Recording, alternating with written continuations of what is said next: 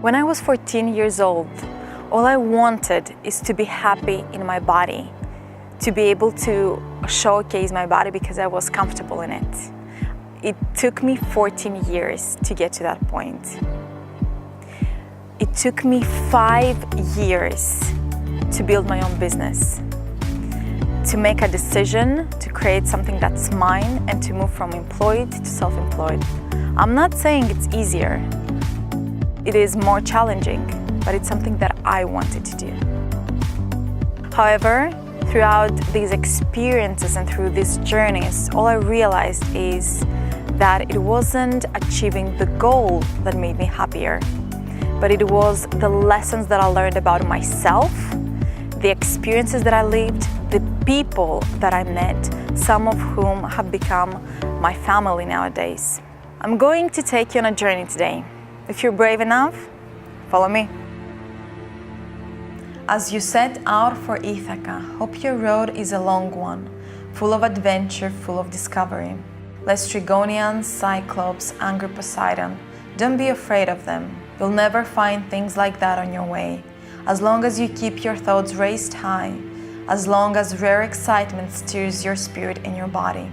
Lestrygonian, Cyclops, wild Poseidon, you won't encounter them unless you bring them along inside your soul, unless your soul sets them up in front of you. Hope your road is a long one. May there be many summer mornings when with what pleasure, what joy you enter harbors you're seeing for the first time.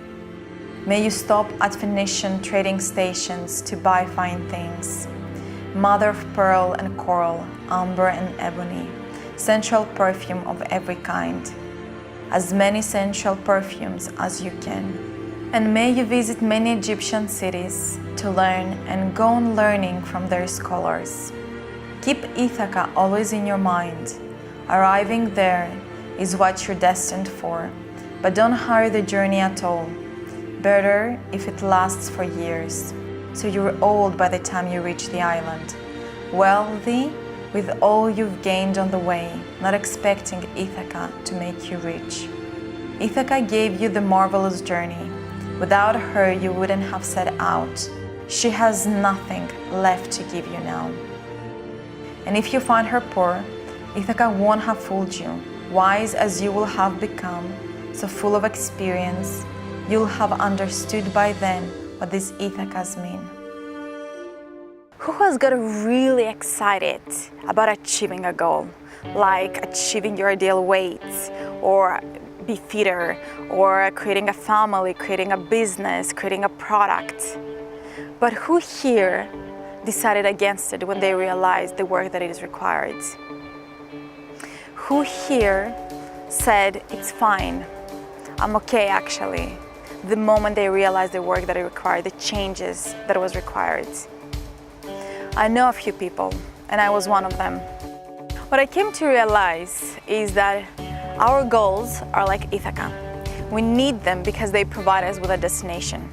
But what is even more important is to enjoy the journey of achieving the goals. Unless you enjoy and accept the journey to reaching your goals, you probably will never achieve them. If you do not like healthy food, if you are not willing to move your body and not willing to limit takeaways, pizzas and fried chicken, then potentially achieving your ideal weight will not be possible. If you want to get a boyfriend or a girlfriend, but you don't like dating, how is this meant to work? So I have redefined what success means to me, because achieving a goal did not make me happier or make me more successful. What actually makes me happier is working towards my goal. And so one of my favorite definition is that of Earl Nightingale, which says that success is the progressive realization of a worthy ideal. For me, successful person is Sarah, who is a mother of 2 and who is training for a half marathon because she wants to challenge her fitness levels. For me, it's Georgia, mother of a baby boy who wants to be a role model for that boy and who has decided to lose 40 kg. For me, it's Simon, who has created a life that serves him, and at the same time he builds a successful business. For me, it's Jack, who is learning how to play the guitar so he can compose his music in the future. For me, it's you, a person that wants to learn more about health and well-being, and you are here to do that exactly.